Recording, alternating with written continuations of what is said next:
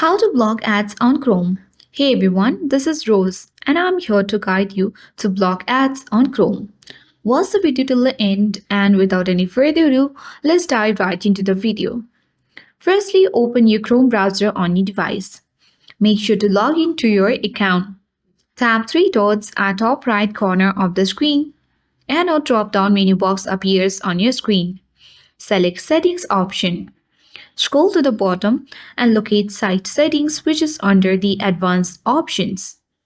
Scroll down and locate the option of Intrusive Ads. Here, make sure you turn off the button for intrusive ads so that you can easily block ads on your Chrome.